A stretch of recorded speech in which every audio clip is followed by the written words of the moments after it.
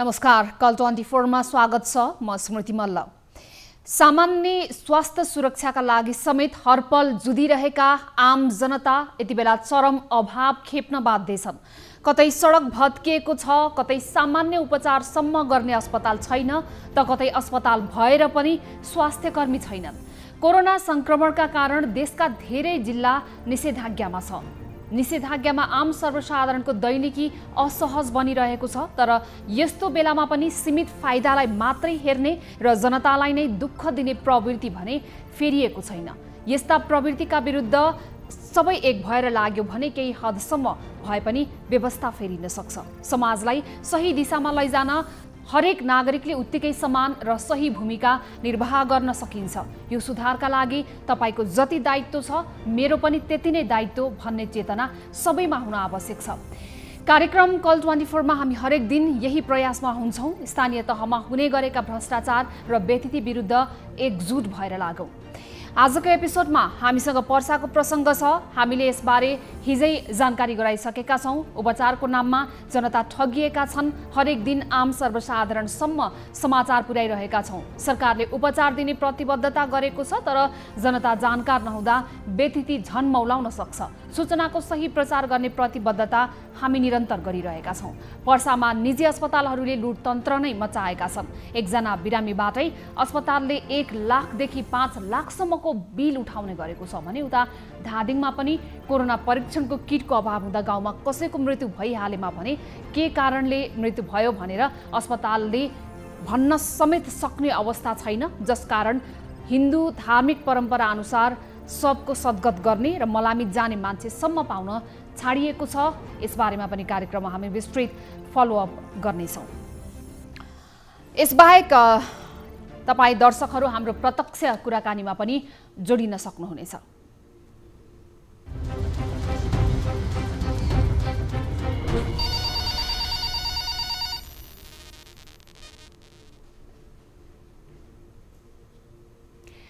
तपाईले हामीलाई प्रत्यक्ष टेलिफोन गरेर हाम्रो सम्पर्कमा आउने नम्बरहरू एकचोटि टिपाउन चाहन्छु। हामीलाई कुनै पनि समस्याहरू छन् भने टिपाउन सक्नुहुन्छ। त्यसको लागि हाम्रो टोल फ्री नम्बर रहेको छ 1660 01 12 424। त्यस्तै एनसेल नम्बरमा तपाईँ सम्पर्क गर्न सक्नुहुन्छ 98 01 57 24 24 र भाइबर नम्बरमा तपाईँले हामीलाई मेसेज गर्न सक्नुहुन्छ।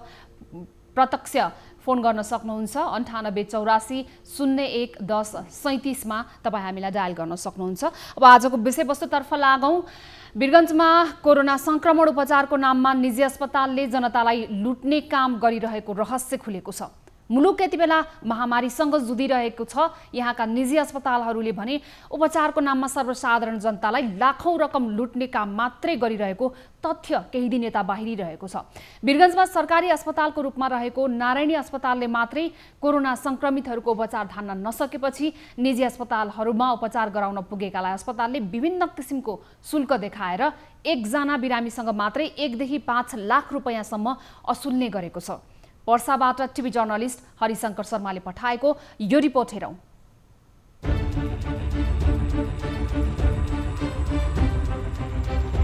वीरगञ्जमा च्याउसरी दर्जनौंको संख्यामा साना ठुला निजी अस्पतालहरू छन्। बेला बखत सानोतिनो सेवा गरेर अनावश्यक प्रचारबाजी गर्दै आएका निजी अस्पतालहरूको असली चरित्र अहिले महामारीको बखत देखा परेको छ। वीरगञ्ज 14 बहुवरी स्थित रहेको स्पर्श मल्टी स्पेशलिटी हस्पिटलले कोरोना संक्रमितको उपचारको क्रममा 3 दिनको बसाइमा संक्रमितसँग 69,410 रुपैयाँ असुलेको छ।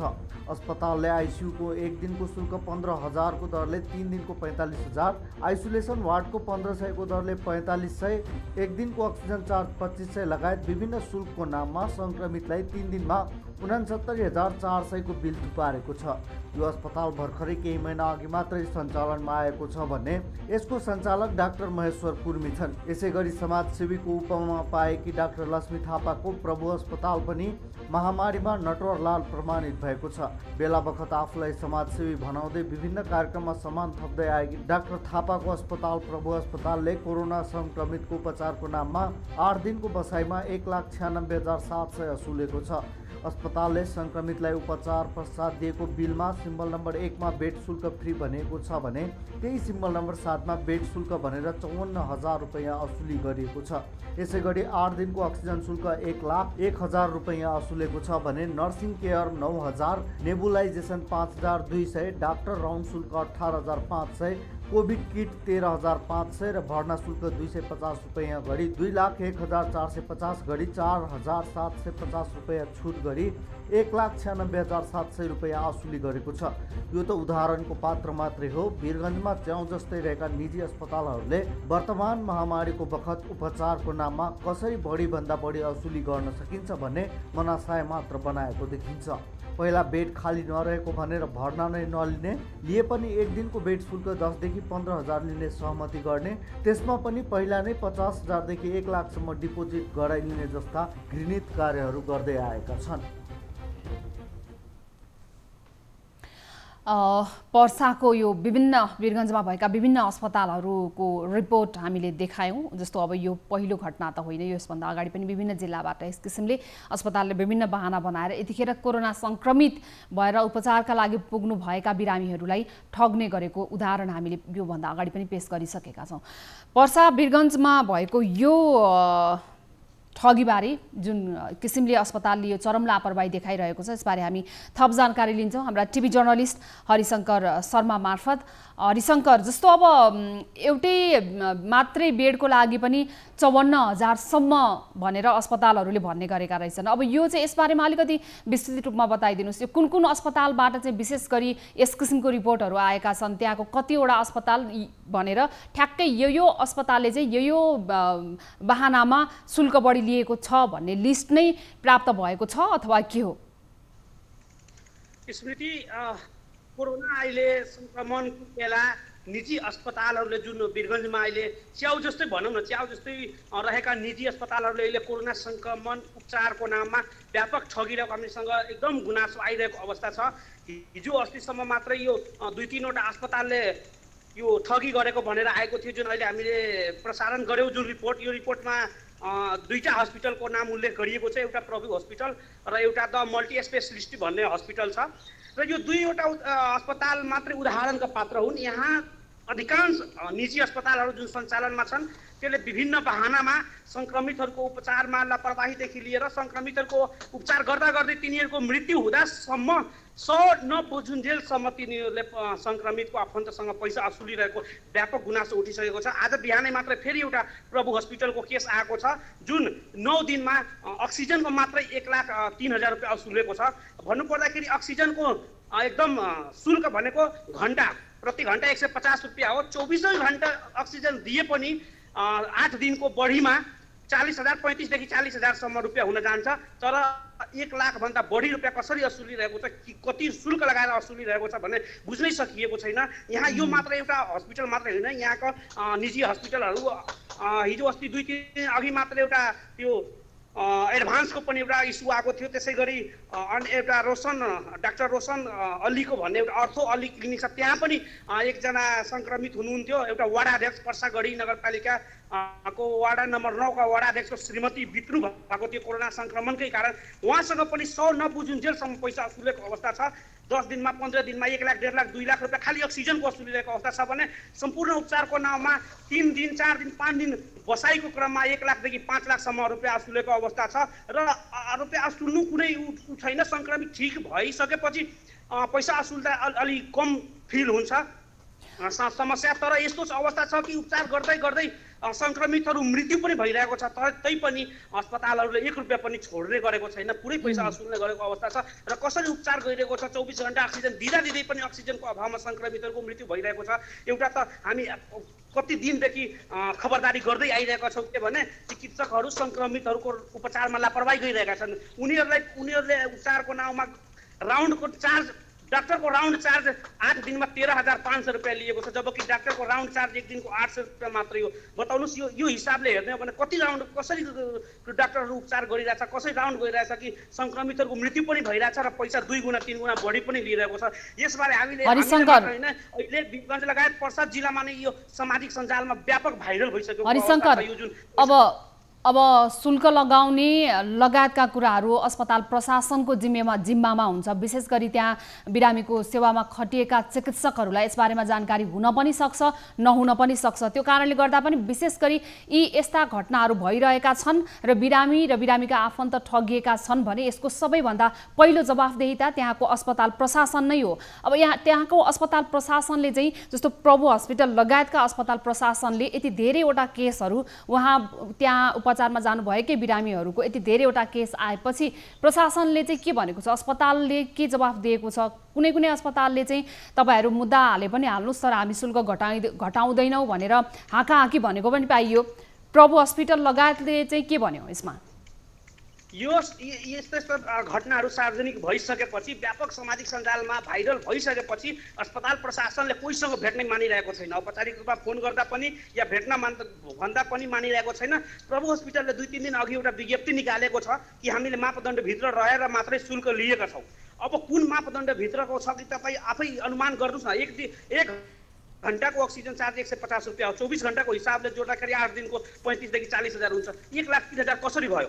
1,03,000 कसरी अक्सिजनको मात्रै अक्सिजनको भयो? बेड चार्ज 10 देखि 15,000 रुपियाँसम्म छ एउटा निजी हस्पिटलको शुल्क। र यो यति हुँदाहुँदै पनि सम्बन्धित निकायहरूले खासै यसमा प्रशासनको पनि खासै चासो देखिएको छैन, स्थानीय निकायको पनि खासै चासो देखिएको छैन। हामीले खबरदारी गर्दै पनि हुन्छ। अब जुन किसिमले स्थलगत रूपमा नै गएर यो रिपोर्टहरू हेर्दाखेरि र त्यहाँका बिरामीहरू ठगिएको देख्दाखेरि हरिशङ्कर, अब हामीले देखाउने यो आक्रोश भनेको सामान्य पनि हो। अब सम्बन्धित निकायले यो कुरा र यो मापदण्ड कुन मापदण्डको आधारमा रहेर उहाँहरूले यो भन्न हाकाहाकी भन्न अथवा तपाईँहरू जे गर्नुहुन्छ गर्नुहोस् भन्ने हिम्मत चाहिँ उहाँहरूलाई कसरी आयो भन्ने मात्रै हो। अब यो प्रवृत्तिको कुरालाई हेर्ने हो भने यतिखेर सर्वसाधारण पनि हुनुहुन्छ त्यहाँबाट जो यो यस किसिमको घटनाबाट गुज्रिनु भएको छ। हरिशङ्कर सम्पर्कमै रहनु होला, उहाँको पनि कुरा सुनौ एकपटक। म उहाँलाई जोड्न चाहन्छु यतिखेर कार्यक्रममा। नमस्ते, स्वागत छ यहाँलाई न्युज 24 टेलिभिजनमा। नमस्कार। जस्तो अब हामीले पर्साको केही अस्पतालहरूबाट जुन किसिमको अहिले यो खबरहरू आइरहेका छन्, विशेष गरी त्यहाँको प्राइभेट हस्पिटलहरूले चरम लापरवाही गर्यो, बिरामीलाई ठग्यो भन्ने हो। अब यहाँ चाहिँ आफू पनि यो ठगीकै उसमा पर्नुभयो अथवा के छ? हजुर, हामी प्रभु हस्पिटलले हामीलाई ठगेकै हो। हम बिरामीको अक्सिजन 8 दिनमा दिएको, तर कति रेटले दिएको? सिधै बिल दिँदाखेरि 1,01,000 को बिल दिएको। किनकि हस्पिटलमा अक्सिजन दिँदाखेरि 1 घण्टाको कति लाग्छ? 24 घण्टा त अक्सिजन लागेको छैन। हाम्रो बिरामीले के अरे औषधि पनि खाएको होला, सेव खाएको थियो, पानी खाएको थियो, दुध खाएको थियो, दाल खाएको थियो, त्यतिखेर त अक्सिजन लागेको छैन होला। तपाईलाई दिएको बिल जुन छ, अस्पतालले तपाईलाई दिएको बिलमा चाहिँ यो सामान अथवा उपचारमा प्रयोग भएको यो औषधि यो अत्यावश्यक सामग्रीहरू भनेर 1 लाख पुर्याइएको छ अथवा तपाईलाई अक्सिजनको मात्रै बिल भनेर छुट्टै दिइएको छ, त्यसमा 1 लाख बिल मात्रै लेखेर दिएको हो। जे सामानहरू चाहिँ हामी बाहिरबाट खरिद गरेको दिएको हो, औषधि भित्रबाट खरिद गरेर दिएको हो। खाली अक्सिजन चार्ज 1,01,000 रुपियाँ लेखेको। तपाईको बिरामीलाई 8 दिन राख्नुभयो अस्पतालमा। त्यो अस्पतालमा राख्दाको अन्य सबै बिलहरू, अन्य सबै शुल्क यहाँले छुट्टै तिर्नु भएको छ। औषधि पनि आफै किनेर लिएर आउनु भएको छ, चाहिने सामग्री पनि आफै किनेर लिएर आउनु भयो। अक्सिजनको मात्रै उहाँहरूले यति धेरै चर्को बिल यहाँको हातमा राखिदिनु भयो। हुन्छ, अक्सिजनको 1,01,000 त्यो छँदैछ। अब उहाँहरूले अन्य राउन्ड खर्च, डाक्टरको राउन्ड खर्च, पिपी खर्च जोडेर के उहाँहरूले दिनुभयो, त्यो ठिक छ। अहिलेको महामारीमा डाक्टरहरूले सेफको हिसाबले जानुपर्छ, त्यसमा हाम्रो दुई मत छैन। ठिक, अरू चार्जहरू लिनुभयो, डाक्टरको डबल चार्ज, किनकि कोरोनामा स्वास्थ्य मन्त्रालयले पनि सरकारी हस्पिटलमा जाँदाखेरि भाता के एक्स्ट्रा गरेर उहाँहरूको व्यवस्था गरेको छ। त्यहाँ प्राइभेट हस्पिटलले गर्यो, त्यसमा दुईमा छैन। तर अक्सिजनको चार्ज कति हो र 8 दिनमा मेरो बिरामीले कति अक्सिजन लियो त्यो हिसाबले स्वास्थ्य मन्त्रालयले पनि एउटा मापदण्ड तोक्या होला नि। चाहे हस्पिटल सञ्चालन गर्दाखेरि त्यसलाई अक्सिजनको 1 घण्टाको कति लाग्छ, यो भन्दा कोरोना महामारी आउनुभन्दा पहिला पनि बिरामीहरूलाई पनि अक्सिजन लागेको थियो। हो सुन्नुस्, कति चार्ज हो? हजुर 1,01,000 को अक्सिजनको मात्रै बिल तपाईलाई दिएपछि तपाईले त्यहाँ सुन्नुस् त्यहाँ तपाईले कतै कसैलाई उजुरी गर्ने अथवा यसबारेमा गुनासो गर्ने उजुरी गर्ने केही प्रयास गर्नु भएको छ कि छैन अहिलेसम्म? छैन भने चाहिँ यहाँले सम्बन्धित निकायमा उजुरी पनि गर्न सक्नुहुन्छ। उजुरी अहिले कतै गएको छैन। हामी त्यतिखेर किनकि हाम्रो आफन्त परेकोले म वीरगञ्जमा बसेको व्यक्ति भएकोले उहाँलाई पैसाको खाँचो हुँदा मलाई फोन गर्नुभयो। त्यतिखेर सुरुमा मलाई उहाँहरूले केही भनेको छैन। म कहीँ मिटिङमा थिएँ, मिटिङमा फोन गरेँ यता आउनुहोस् मलाई पैसा घटेको छ। म उताबाट आएपछि पैसा दिए, बिल तिर्यो। त्यसपछि ऊ बिल तिरेपछि बिल दिएको हो, बिल हेर्नलाई पनि दिएन कि कति छ।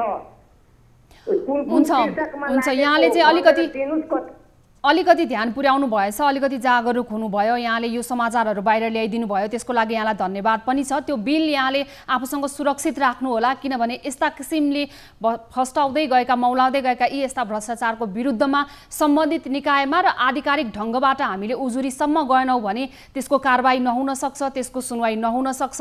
हामीले त बोल्ने मात्रै हो, सम्बन्धित निकायसम्म आवाज पुर्याउने मात्रै काम गर्ने हो, तर यसलाई कारबाही गर्ने जिम्मेवार निकाय पनि छ। त्यो कारणले गर्दाखेरि कृपया यहाँहरूले त्यो बिल सुरक्षित राख्नु होला र जिम्मेवार निकायसम्म पुगेर कारबाहीको माग गर्दै उजुरी राख्न पनि नबिर्सनु होला। तपाईले हामीसम्म आइदिनु भयो, धन्यवाद। यसको लागि हामी खबरदारी गर्नेछौँ।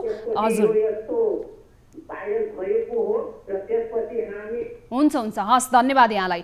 हामी हरिशङ्करतर्फ लाग्छौँ, हाम्रा टिभी जर्नलिस्ट हरिशङ्कर। जस्तो अब जुन किसिमले एकदमै आक्रोशित हुनुहुन्छ आम सर्वसाधारण, त स्वाभाविक पनि हो। एक त उहाँहरू अब यो स्वास्थ्य सङ्कटको अवस्था छ, यस्तो बेलामा आफ्नो बिरामीहरूलाई अस्पताल बल्ल बल्ल उपचार गराउन लैजानुपर्छ। उपचार गराउनको लागि सुताउने बेड छैन, दिने अक्सिजन लगायतका कुराहरू छैन, औषधि अभाव छ।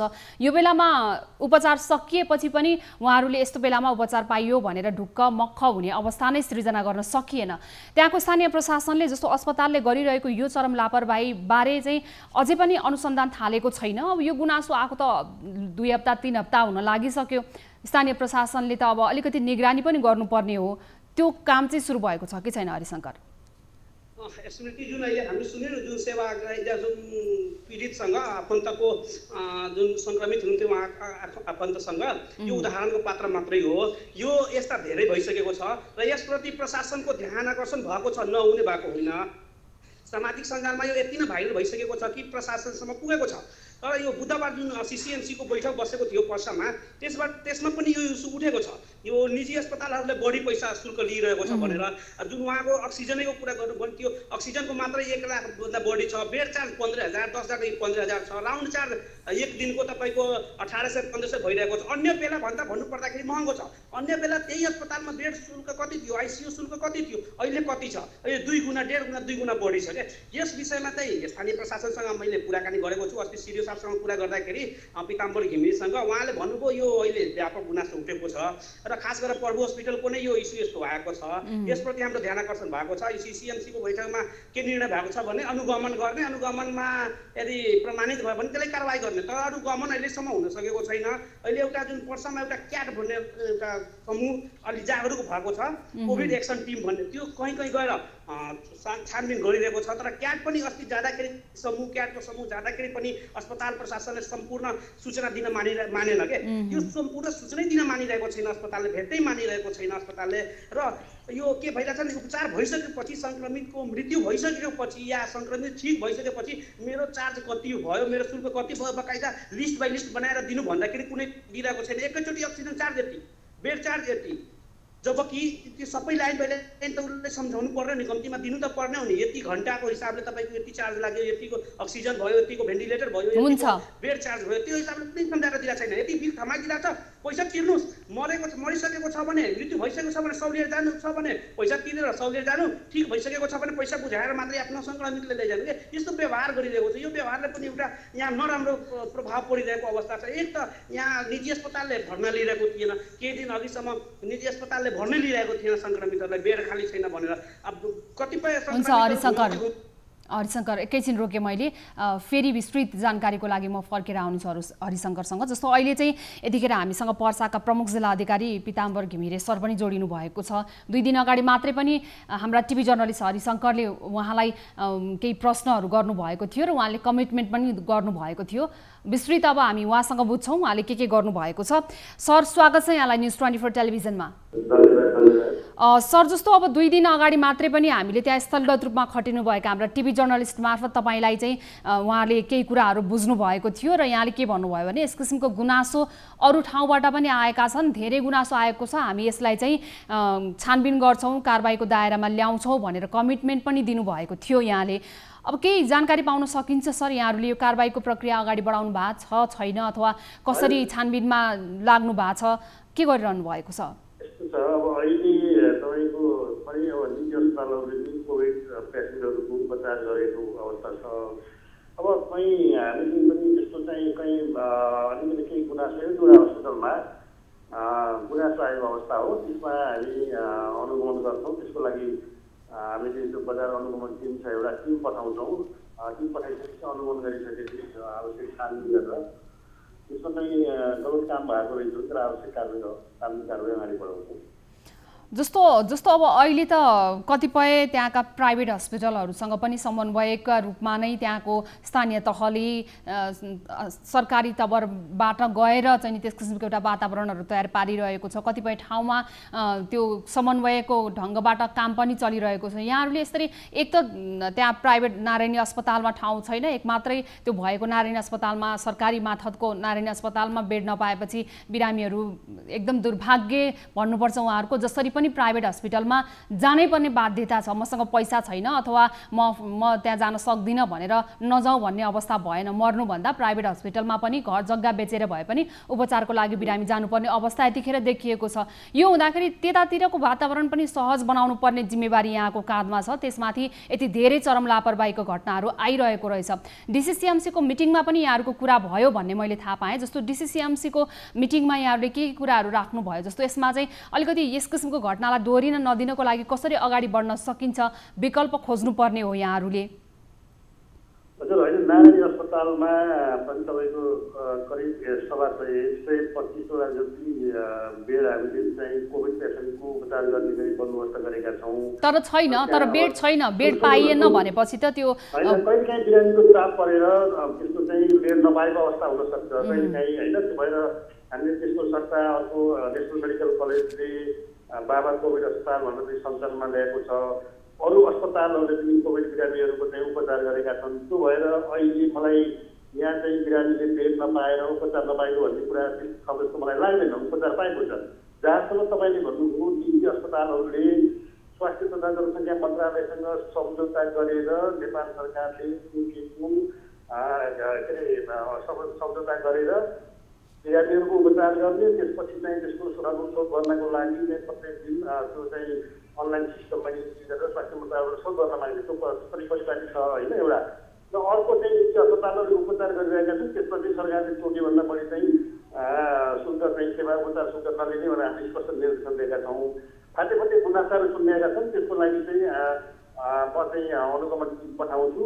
सबै कुरा अनुगमन टिमले चाहिँ छानबिन गर्छ, हेर्छ, अनुगमन गर्छ, त्यसपछि त्यसले रिपोर्टिङ गर्छ। रिपोर्टिङ गरेर कहीँ गलत देखियो, तलमाथि गरेको देखियो भने हामी कानुन अनुसार अगाडि बढ्छौँ।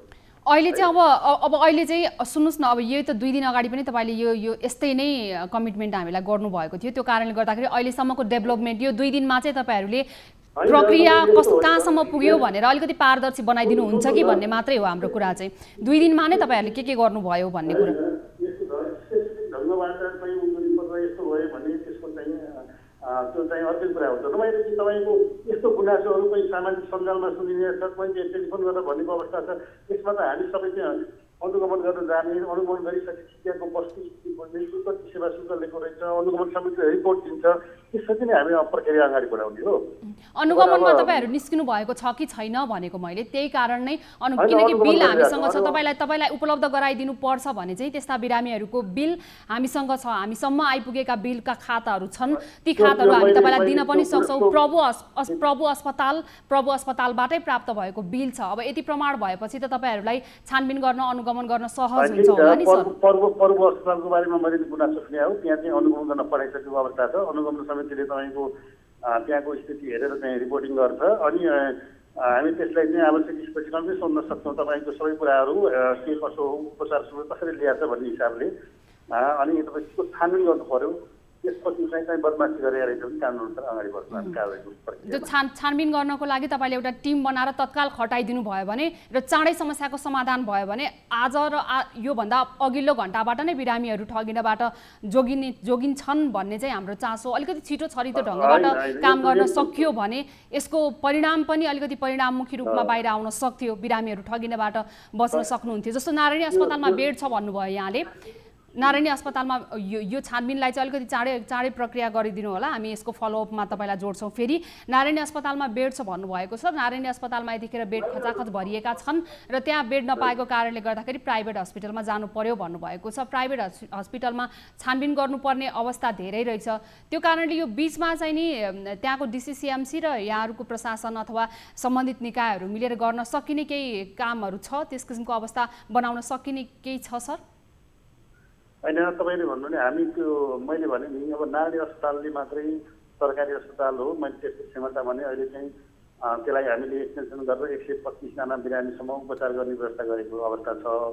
त्यसले नभइसकेपछि डेडिकेटेड अर्को अस्पतालको रूपमा चाहिँ नेसनल मेडिकल कलेजले चाहिँ बाबा कोभिड अस्पताल भने सञ्चालन गरे अवस्था छ। अरू निजी अस्पतालहरूले पनि कोभिडको चाहिँ उपचार गरिरहेको अवस्था छ।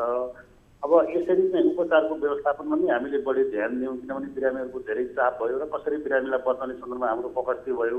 यस्तो सङ्कटको बेलामा अथवा यो बिचमा कहीँ तपाईँको उपचार शुल्कमा बढी दिने, सरकारले तोकेको मापदण्ड तोकेको शुल्कभन्दा बढी दिने त्यस्तो किसिमको कारबाही के अरे काम गर्नु हुँदैन र हामीले त्यस्तो सामाजिक सञ्जालहरूमा विभिन्न ठाउँमा त्यस्तो सुन्यौँ। त्यो सुनिसकेपछि अनुगमनको प्रक्रिया पनि अगाडि बढाएका छौँ, अनुगमन गर्छौँ र कसैलाई त्यसरी चाहिँ बढी शुल्क ल्यायो भने हामी मैले अघि नै भने नि हामी तपाईँको कारबाहीको प्रक्रिया पनि अगाडि बढाउनु पर्ने हुन्छ र त्यसलाई अलिकति पारदर्शी पनि बनाइदिनु होला र आम सर्वसाधारणले थाहा पाउने गरी सूचना पनि ल्याइदिनु भयो भने भोलिका दिनमा यो घटना दोहोरिन पाउँदैन नि। हस्, धन्यवाद सर यहाँलाई, धन्यवाद। हामीसँग पर्साका प्रमुख जिल्ला अधिकारी पीताम्बर घिमिरे सर जोडिनु भएको थियो।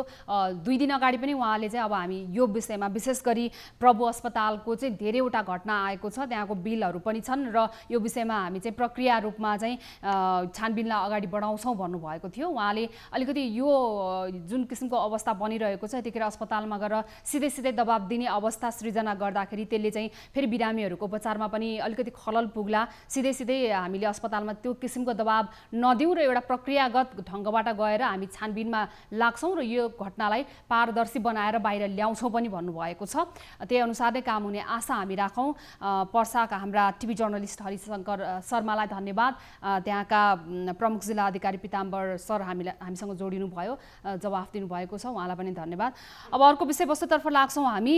धादिङ नगरपालिका वडा नम्बर 9 सुनार गाउँमा बस्ने 48 का कुमार सुनारको कोरोना लक्षण देखा परेसँगै उनको ज्यान गएको छ र कोरोना संक्रमण लक्षण देखा परेपछि 6 दिनदेखि एम्बुलेन्स बोलाएको, तर बोलाएको समयमा एम्बुलेन्स उपचार गर्न लिनको लागि नआएको, जीवितै छँदा समयमा उपचार पाउन नसकेको कारणले गर्दाखेरि मृत्युपछि पनि अन्तिम संस्कार गर्न निकै गाह्रो भएको त्यहाँका उहाँका आफन्तहरूले बताउनु भएको छ। कोरोनाको लक्षण त देखियो, तर उहाँहरूले किटको अभावको कारणले गर्दाखेरि कोरोना हो होइन भनेर पुष्टि समेत गर्न नपाएको अवस्थामा त्यहाँ उहाँहरूलाई धार्मिक परम्परा अनुसार उहाँको अन्त्येष्टि गर्नको लागि निकै अप्ठ्यारो परेको गुनासो गर्नुभएको छ। धादिङबाट हाम्रा टिभी जर्नलिस्ट बासु श्रेष्ठको यो रिपोर्ट हेरौँ। कोरोना संक्रमणको लक्षणले ज्यान गएको भन्दै स्थानीय समेत शव व्यवस्थापनमा नजुटेपछि छोरा सुमन र केही मानिसले पशुपतिमा शव व्यवस्थापन गर्नु परेको मृतकका छोरा सुमन सुनारले बताए। 2-3 दिन अगाडिबाट खोकीहरू लागिरहेको थियो, मैले अब मेडिकलमा चेकअप गर्दाखेरि ज्वरो केही पनि थिएन, तपाईँको प्रेसरहरू पनि ठिक थियो, खोकी लागिरहेको थियो। अनि अघिल्लो दिनमा चाहिँ मैले अब औषधि पहिला पनि छातीमा पानी जमेर चाहिँ म 1 महिना जति बिरामी पर्नु भएर मैले हस्पिटल राखेर अनि लिएर ठिक भएर लिएर आएको हो। धादिङ जिल्लाको धुनीबेसी नगरपालिकामा मात्र करिब 200 भन्दा बढी ज्वरो जस्ता कोरोनाको लक्षण देखिने बिरामीहरू छन्। तर त्यस्ता बिरामीको कोरोना PCR टेस्ट नहुँदा अन्य कारणले ज्यान जाँदा पनि कोरोना भन्दै स्थानीय त्रसित छन्। त्यही त्रासले गर्दा पनि मृतकको शव व्यवस्थापनमा समेत अन्यल भएको स्थानीय बताउँछन्। कोरोना पछि उताबाट चाहिँ धार्केमा चाहिँ गएर चाहिँ इसिजी गर्दाखेरि निमोनिया चाहिँ 90% माथि निमोनिया अनि बादको त्यो चाहिँ कोरोना होइन भन्ने कुरा चाहिँ उतैबाट पनि हाम्रो राजकुमार सरहरू कुमारहरू उठ्थे थिए उनीहरूले नै अनि त्यो निमोनिया कारण हो कोरोना चाहिँ छैन डाक्टरले त्यही भनेको। यहीँ नै प्राण जानुभयो, यहीँ नै सिद्धिनु भयो उहाँको अन्त्य। अब एम्बुलेन्सलाई बोलाउँदै अनि होइन यहीँ बित्नु भयो। लिएर जाँदाखेरि वहीँ खानेखोलामा लिएर गएको छैन भन्नुभयो। अब त्यही हो हाम्रो अब काठमाडौँको नजिक भने हरेक कुराको हामीलाई एकदम बिचली छ। धुनीबेसी नगरपालिकामा ज्वरो लगायत अन्य बिमारी भए अशक्त भएर धुनीबेसीका जनता घरमा बस्न बाध्य छन्। अशक्त बिमारीको PCR टेस्ट नहुनु र मृत्यु भएपछि शव व्यवस्थापन गर्न मलामी समेत नपाउनुले धुनीबेसी नगरपालिकालाई गिजाइरहेको छ। हुन त धुनीबेसी नगरपालिकाका स्थानीय जनताले भोट दिएर जिताएको स्थानीय सरकार हो। तर स्थानीय सरकार र स्वास्थ्यका जनप्रतिनिधि समेत सो अवस्था बुझ्न समेत नजाँदा स्थानीय सरकार जनताप्रतिको उत्तरदायित्वमाथि नै प्रश्न चिन्ह खडा भएको छ। धादिङमा देखिएको यो समस्या पनि एउटा कोरोना संक्रमणले निम्तिएको यस किसिमको यो अवस्था जुन सृजना भएको छ, कोरोना हो होइन पुष्टि हुन बाँकी नै छ। तर पनि कोरोना भएको हुन सक्ने भन्ने आशंकाले त्यहाँका वरपर त्यहाँको समाजमा जो बित्नुभयो उहाँको शव घरसम्म ल्याउन दिइएन। उहाँलाई आफन्त र गाउँलेहरूको सहयोग बिना नै अन्त्येष्टि गर्नु पर्यो। यस किसिमको समस्या पनि देखिएको छ। हामी त्यहाँको घटनाबारे थप जानकारी लिन्छौँ। धादिङबाट हाम्रा टिभी जर्नलिस्ट बासु श्रेष्ठ यति बेला जोडिनु भएको छ। बासु, जस्तो अब त्यहाँको उहाँहरूको आफन्तले त्यहाँको परिवारले के भन्यो भने काठमाडौँबाट हामी यति नजिकै छौँ, यति नजिकै भएको यो अवस्थामा पनि स्वास्थ्यसँग सम्बन्धित यति धेरै समस्याहरू भएको कारणले गर्दाखेरि परीक्षण गराउन पाइएन, एम्बुलेन्स कुर्दै एउटा बिरामीले ज्यान गुमाउनु पर्यो। अब यो अवस्थामा चाहिँ अन्योन्यताकै बिचमा चाहिँ बिरामीहरूले ज्यान गुमाइरहेका छन्। यो अवस्थाको बारेमा त्यहाँ प्रशासनले के बोलेको छैन? स्मृति, धादिङको यो जुन चाहिँ यो धुनीबेसी नगरपालिका काठमाडौँको सिमानाको यो नगरपालिका हो, जुन राजमार्गसँग जोडिएको सुगम पनि हो धुनीबेसी नगरपालिका। यहाँ औद्योगिक क्षेत्र अहिले यो चाहिँ पछिल्लो समय औद्योगिक क्षेत्रको एउटा चाहिँ यो जुन एउटा अहिले यतिखेर उद्योगहरू जुन चाहिँ यहाँ छन्, यो धुनीबेसी नगरपालिका एउटा धनी नगरपालिका पनि हो जिल्लाकै। तर विडम्बना भन्नुपर्छ स्मृति, जुन धुनीबेसी नगरपालिकाले कोरोना अर्थात् कोभिड-19 को चाहिँ जुन संक्रमित विश्वभर फैलेर नेपालभरि फैलिरहेको अवस्थामा धुनीबेसी नगरपालिकाले यति चरम लापरवाही गरेको हामी देख्न सक्छौँ। जुन एउटा आज हामीले रिपोर्ट प्रसारण गऱ्यौँ, जुन रामकुमार सुनार, उहाँको एम्बुलेन्स समयमा नआएकै कारणले उहाँले ज्यान गुमाउनु परेको छ।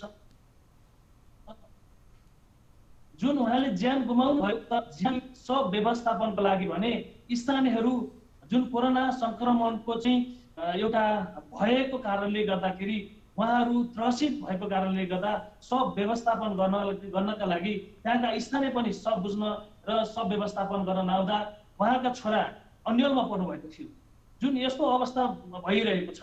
धादिङमा जुन चाहिँ PCR टेस्ट गर्न पर्ने हो धुनीबेसी नगरपालिकाले अहिले धादिङकै हकमा भन्नुपर्दा स्मृति यति धेरै यो भाइरल ज्वरो पनि होला सायद, तर कोरोनाको जुन लक्षण भनेको ज्वरो हो, जिउ दुख्ने, टाउको दुख्ने लक्षणहरू छ। यस्तै लक्षणहरू धेरै धादिङमा त्यस्ता लक्षण भएका बिमारीहरू अधिकांश छन्। ती अधिकांश बिमारीहरू जुन PCR टेस्ट नहुँदा त्यहाँका जुन बिमारीहरू उहाँहरू कोरोनाको चाहिँ संक्रमण हो कि भनेर घरबाट बाहिर पनि ननिस्किने, र आफन्तहरूले पनि उहाँहरूलाई हेला गरेको अवस्था छ। र धुनीबेसीमा चाहिँ जनप्रतिनिधिहरू हुनुहुन्छ, जनप्रतिनिधि जुन स्थानीय सरकारको चाहिँ स्वास्थ्य विभागहरू छ, यो स्वास्थ्य विभाग पनि जुन बिमारीको सामु पुग्न सकेको छैन, बिमारीको डाटा लिन सकेका छैनन्, बिमारीको विषयमा बुझ्न गएको छैनन्। उनीहरू जुन मैले हिजो पनि यो विषयमा जुन धादिङमा हिजो मात्र पनि एउटा घटना घट्यो, धादिङको धुनीबेसी नगरपालिका वडा नम्बर 9 मै अर्को घटना घटेको थियो। जुन घटना एकजना मदर थर्का उहाँको मृत्यु भयो। मृत्यु भइसकेपछि उहाँको शवको लागि पनि त्यस्तै अवस्था भएको थियो। र जुन मैले बारम्बार जुन यो धुनीबेसी नगरपालिकालाई ध्यान आकर्षण पनि गरेको छु र धुनीबेसी नगरपालिकाको स्वास्थ्य प्रमुख ध्रुव कुमार अधिकारीलाई पनि मैले ध्यान आकर्षण गराएको थिएँ केही दिन अघि। जुन चाहिँ बिमारी भएका जुन व्यक्तिहरू हुन्छन्, अशक्त छन्, उहाँहरूलाई चाहिँ PCR टेस्ट गरिदिनु पर्यो। तपाईँले यो PCR टेस्ट नगरिदिँदाखेरि जुन आम नागरिकहरू सुतेर बसिरहेको छन्, कोभिडको शङ्कामा बसिरहेको छन्, त्यो शङ्का भइरहेको अवस्थामा उहाँहरूको मृत्यु भएको अवस्थामा पनि उहाँको जुन शव व्यवस्थापनको गर्नको लागि पनि त्यहाँका स्थानीय त्यहाँका दाजुभाइहरू उहाँहरू आइदिनु भएको छैन।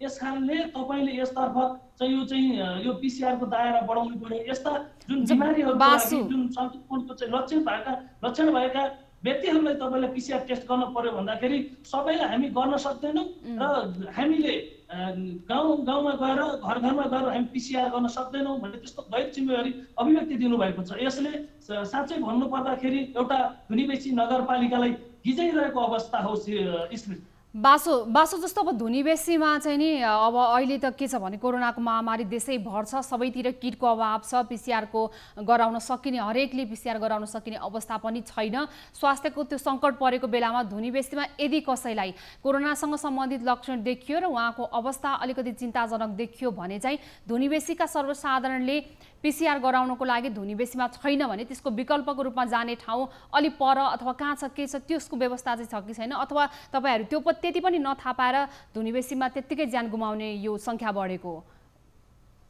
स्मृति पक्कै पनि जुन चाहिँ हामीले पटक धुनीबेसी नगरपालिकालाई ध्यान आकर्षण गर्दै हामीले खबर प्रसारण गर्यौँ। न्युज 24 टेलिभिजनबाट हामीले पटक प्रसारण पनि गरिरहेका थियौँ। PCR नभएको कुरा पनि हामीले प्रसारण गर्यौँ र धुनीबेसी नगरपालिकाले आइसोलेसन तयार नगरेको विषयमा पनि हामीले समाचार सम्प्रेषण गर्यौँ।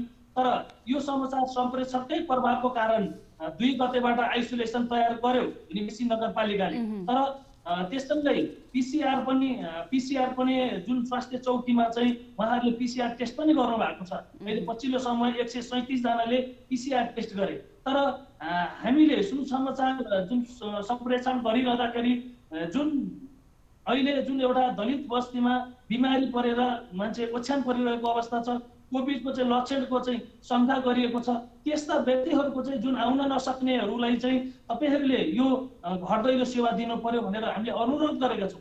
उहाँहरूले मान्नु भएको छैन। हिजो एकजनाको मृत्यु भयो, मृत्युपछि हामीले अब कोरोना सङ्क्रमणको टेस्ट गर्ने हो कि अथवा त्यसलाई के गर्ने? हुन्छ मैले रोकेँ बासु, यहाँलाई रोकेँ। यसको जवाफ दिनको लागि यतिखेर मेयर साहब हामीसँग जोडिनु भएको छ। धुनीबेसी नगरपालिकाका मेयर बालकृष्ण आचार्य सर, उहाँलाई स्वागत गर्छौँ। आचार्य सर, स्वागत छ यहाँलाई न्युज 24 टेलिभिजनमा। आचार्य सर, जस्तो सुनिरहनु भएको छ? हजुर स्वागत छ यहाँलाई, नमस्कार। जस्तो अब धुनीबेसीमा चाहिँ के भयो भने धुनीबेसीमा अहिलेसम्म कसैले पनि परीक्षणै गर्न पाएनन् भन्ने छ। अब आफ्नो सामान्य लक्षण देखिएकोहरू त जसोतसो घरमा बसिरहनु भएको छ, उहाँहरू एउटा मापदण्डमा भित्र पनि बसेका छौँ आफ्नै चेतनाले भन्नुभएको छ। तर अलिकति अवस्था बिग्रदै गयो भने चाहिँ कोरोना हो होइन भनेर छुट्याउने परीक्षणको पनि व्यवस्था गरिएको छैन रे। यदि लापरवाही किन भयो सर? परीक्षणको व्यवस्था गर्नको लागि तपाईँहरूलाई केन्द्रबाट नै किट नपाउनु भएको हो अथवा त्यो आवश्यक प्राविधिकको टोली छैन? के छ समस्या चाहिँ के हो सर? अब यो लापरवाही हो भन्ने कुरामा चाहिँ मेरो आपत्ति छ है। यसमा यो जसले ब्रिफिङ गर्नु भएको छ यो उहाँहरूको आफ्नो पर्सनल इन्ट्रेस्टमा केही काम भएन होला, व्यक्तिगत कुरा म भन्न चाहन्न। तपाईँहरूले बुझ्न सक्नुहुन्छ, तपाईँहरूको मिडियाले पनि गएर यसलाई चाहिँ अब अलिकति करेक्सन गर्नुपर्ने, वास्तविक न्युज दिने अब संवाददाताहरू को हुनुहुन्छ तपाईँहरू उहाँहरूसँग पनि तपाईँहरूले अब अलिकति क्रस गर्नुपर्ने बेला भयो कि भन्ने मलाई चाहिँ लाग्छ। किन यो सुरुमै मैले तपाईँहरूले यो अब रेस्पोन्स भएन कि भन्ने कुराहरूमा हुन्छ। तपाईँले आफै हजुर मेयर साहब तपाईँले आफै नै यो कुराको अलिकति पारदर्शी बनाइदिन सक्नुहुन्छ। अहिले नै तपाईँलाई हामी सोधिरहेछौँ कहाँ कुन ठाउँमा चाहिँ परीक्षण गर्न सक्ने सुविधा छ। म तपाईँलाई प्रश्न पार्दैछु, सुन्नु न। तपाईँहरूले धुनीबेसी नगरपालिका एउटा नितान्त रूपमा नयाँ नगरपालिका हो र यहाँ एउटा पनि हस्पिटल छैन अहिलेसम्म। हामी आउने बेलामा एउटा पनि एम्बुलेन्स थिएन र एउटा पनि डक्टर थिएन। हामीले अहिले 3टा एम्बुलेन्सको व्यवस्थापन गरेका छौँ। हामीसँग चाहिँ 1जना एमबिबिएस डक्टर राखेका छौँ र हामीले किटहरू चाहिँ अब भनेको बेलामा किन्न पाएनौँ र हामीले केही किटहरू व्यवस्थापन गरेर जसका लक्षण छन् हामीले 9वटामा आह्वान हाम्रा मिडियाहरूबाट हामीले स्थानीय रेडियोहरूबाट हाम्रा वेबसाइटहरूमा फेसबुक पेजहरूमा देख्न सक्नुहुन्छ। जिल्ला प्रशासन कार्यालयलाई हामीले बतार्थ दिएका छौँ। हामीले चाहिँ आह्वान गऱ्यौँ जो लक्षण देखिनुभएका बिरामीहरूलाई चाहिँ हामीले साबै 3टा स्वास्थ्य केन्द्रहरू थिए। त्यो 3टा स्वास्थ्य केन्द्र मार्फतबाट पहिला एउटा 3टा पालिका मिलेर बनेको हुनाले 3टा स्वास्थ्य केन्द्र छन् हामी कहाँ। त्यहाँ चाहिँ हामीले लक्षण देखेका बिरामीहरू सबैलाई आह्वान गरेर हामीले कोभिडका चाहिँ यो किटहरू लिएर आएर त्यहीँ गएर जसले सक्नुहुन्न थियो, जसलाई चाहिँ स्वास्थ्य केन्द्र आउन अप्ठ्यारो थियो, उहाँहरूको घरमै गएर पनि हामीले त्यो लिएका छन्। तपाईँहरूले त्यो यदि होइन तपाईँहरूले पनि पुरस्कार हेर्न सक्नुहुन्छ। हामीले लिएर हामी आफैले हुन्छ। यहाँ आफू जिम्मेवार निकायको व्यक्ति आफै आएर भनिरहनु भएको छ, त्यसमा त्यति जवाफदेहिता यहाँले देखाएपछि सञ्चार माध्यमबाट गएको यो खबरले धुनीबेसीका आम सर्वसाधारण अब स्वास्थ्य चौकीसम्म आफै जानु होला, हामी त्यो आशा गर्छौँ। 3वटा स्वास्थ्य चौकी कहाँ र कुन छन् अलिकति यो पनि बताइदिनुहोस्। हामी उहाँलाई लिस्ट पनि सुनाइदिउँ सर यहाँबाट नै। 3वटा स्वास्थ्य चौकी तोकिएको स्वास्थ्य चौकीहरूको नाम भनिदिनुहोस् त। म प्रश्न पार्दैछु, सुन्नुहोस्। स्वास्थ्य केन्द्रको बारेमा कहाँ भनेर हामी जहाँ 9 विशेष स्वास्थ्य केन्द्र छ, 17 देउराली छ, जीवनपुर छ। हामीले अस्तिको पल्ट हामीले 3टा स्वास्थ्य केन्द्रमा गऱ्यौँ। जस्तो पर्सि सोमबार हामीले अब त्यो जुन स्वास्थ्य केन्द्रबाट हामीले अस्ति गरेका कोभिडमा पोजिटिभ देखिएका मान्छेहरू बित्नुभयो, उहाँको चाहिँ नजिकको परिवारहरूलाई चाहिँ जो क्रियामा बस्नु उहाँहरूलाई पनि लक्षणहरू देखियो भन्दा हामी स्वास्थ्य केन्द्रमा होइन उहाँहरूको फेरि गएर टोलमै पनि लिइदिने भन्दा हामीले पर्सि सोमबारलाई हिजो भनिदिइसकेका छौँ स्वास्थ्य कर्मीहरूलाई। अप्ठ्यारो परेको ठाउँमा हामी स्वास्थ्य केन्द्र होइन घरमै पनि जो बिरामीहरूलाई वृद्ध हुनुहुन्छ, अपाङ्ग हुनुहुन्छ, जसलाई बोकेर ल्याउन गाह्रो छ उहाँहरूलाई हामी घरमै गएर पनि स्वाब लिइदिन्छौँ र हामीले सोमबार पनि लिइदिन्छौँ। हिजो 9 विशेष स्वास्थ्य केन्द्रबाट फेरि हामी अस्ति 3-4 दिन अगाडि हामीले 5 दिन अगाडि लिएका थियौँ। फेरि हिजो पनि हामीले केही मान्छेहरूको चाहिँ स्वाब लिएर 17 जनाको हिजो पनि स्वाब लिएर पठाइसकेका छौँ। हाम्रो कुनै यो टाइममा यहाँनेरि भन्ने छैन। हामी अप्ठ्यारो पऱ्यो भने जति बेला जहाँ पनि गएर लिन्छौँ। तर समस्या के हो भने यति बेला हामी सबै नागरिकको जम्मैको चाहिँ हामी टेस्ट गराउन सम्भव छैन। जसको लक्षण देखेकै छैन उहाँहरू पनि म फलानु बजारमा गएको थिएँ, फलानु चिया पसलमा सँगै बसेका थिएँ, फलानु पसलमा म किनेर उसलाई कोभिड देखेँ त मलाई भन्ने कुरा छ।